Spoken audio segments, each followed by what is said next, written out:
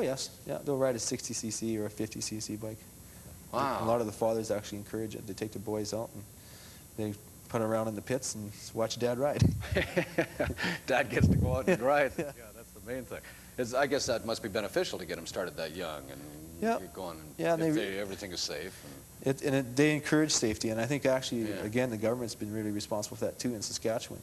I don't know if but the ATV ads are running right now, and they're really encouraging wearing safety equipment and everything. And again, that goes back to Autopasso Trails. That was the whole idea behind having that land, to get the young guys out of ditches and off property they're not supposed to be on. You're right. I remember doing the dirt riding in the forest and some trail or something like that. And it's unsafe. Yeah, Really. a lot of people doing that still though with Yeah, the ATVs. yeah. We hold a cross-country race every year, and we actually organize it in the end that where we're doing it, we have permission to be there, and it's everybody knows where they're going, and there's one direction, which is very critical. You're 28 years old. Yes. And you're considered what's the term? A veteran rider. A veteran rider at Yes. 28. Yes. This is a young man's sport. Yes. In the competitive end, it's Yeah. definitely between 17 and 24. Actually, once you're over 24, they start looking at you as well. You're over the hill. Is that right? I thought hockey quit young, but this quits a lot younger. Well, if you watch the Supercross and you look at the kind of thing the body's going through, Yeah. and those jumps and stuff, a lot of phys ed people consider motocross to be one of the most demanding sports there are physically, actually more than soccer. I can imagine when you're coming down and landing the way they land, or crashing the way they crash, Yeah. and knowing how to roll when you do it. And the other thing with the sport, actually, though, just recently, the last few years, the veterans end of it has really picked up. That's where the sport's growing the most. People like myself, I started racing when I was 11 years old, and I was, then I was really competitive, and I was out there to really race. Now I'm out there to have fun with the friends, and Yeah, just try and pass a guy through a corner or something. Yeah, yeah. And I enjoy the before race and after race events more than I do racing. I would suspect with such a young time frame, or such a short time frame for racers to be involved in as a good competitor, that you've really got to move up that ladder fast if you're going to get to the national championships and to this sort of thing. Yeah, actually, you can recognize a good rider usually in his first 2 or 3 years. Is that right? Definitely, yeah. You can. There's one rider in Saskatoon right now. His name is Brent Pilon. He's racing 80cc. He's 14 years old, and he's really riding very well, and he's very consistent. And I see a big future in him, definitely. If he keeps it up, he'll be going a long way probably within the circuit in Canada. Where would he go by the time he's 16? He'd likely be right in with everybody else when he's 16, eh? Actually, this goes into what's called the CMA, which is the Canadian Motorcycle Association. And we have a Saskatchewan region within Saskatchewan. There's 200 members. And we hold races in every major city in Saskatchewan every weekend, like at North Battleford, PA, Oh, yeah. all over. And there's that circuit where it's a points race. So going back to the Prairie Land Exhibition, that's actually going to be a CMA motorcycle race there. And you've got tracks set up in all those cities? Yes. At certain times during the year, sort of thing. Okay. Yeah. We've got a few. We've talked about the Prairie Land Exhibition. Yeah. Other than what's going on on your land. Where is that again? I'm sorry. Autopasso Trails. Autopasso Trails. Yeah. What else is happening in Saskatoon? Is there any more coming up? There's Or in rumor the that we're area? going to be holding another event at Sass Place, possibly in the fall. I don't know if many of the viewers saw the races last fall, but they put on a really good show. I remember those.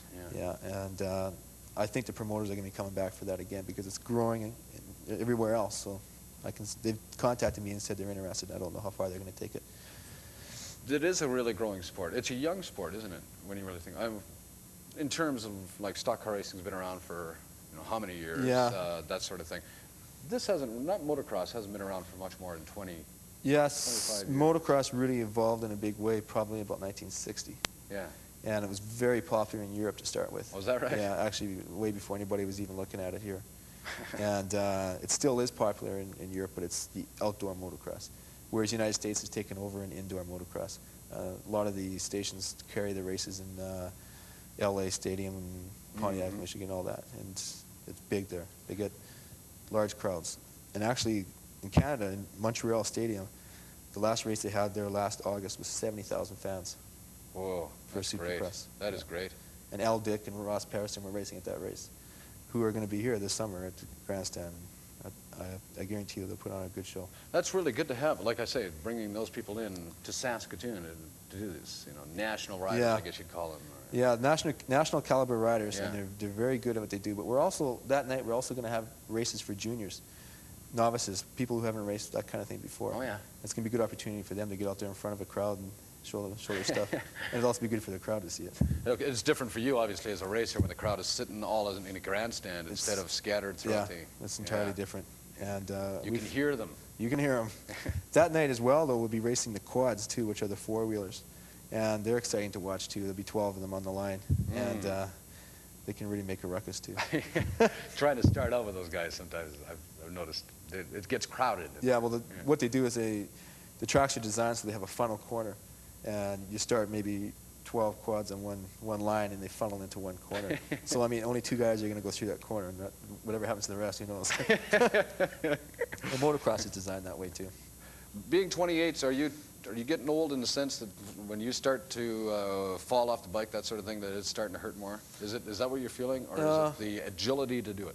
No, I don't fall off very often. Question to ask a racer. For many years, but I feel confident when I ride my bike, and I don't ride over my head because I have to go to work the next day. You still got a career to live on. Yeah. But what is it that makes it a young person's sport? The agility? The quick-mindedness? Yeah, actually, it's more agility than anything. A heavy, muscular-bound rider usually won't do as well in motocross as compared to a rider who's smaller and smaller built. Actually, some of the top riders, if you see them in person, they're not super muscular or anything. They just got quick movements. And they've got a lot of stuff on, and they look bigger with all that stuff on, obviously. Oh, yeah. Like the hockey player. Yeah. Oh, yeah. You mentioned 80cc. I'm curious as to how big the bikes get. You start at 80cc and you work your way right up to 500. I ride a 500. It's a big bike. Yeah, it is. A lot of power. A lot of weight, too. Yeah, about 210 pounds. Yeah. And you become part of that motorcycle. You're throwing it around in the corners and going over jumps on it. And sometimes it's hard to hang on to. I'm sorry, that would scare me to do the jumps. I don't know. I don't know how you control that. How do you do that? Well, you do become part of the bike. I like to compare it a lot to skiing. I think there's a lot of skiers out there. And if you're taking a ski jump or taking a little jump, when you're going downhill, it's almost the same feeling. And you do have a sense of control. You feel like you're in control. And a lot of times, in the competitive end of things, getting lots of airtime isn't beneficial.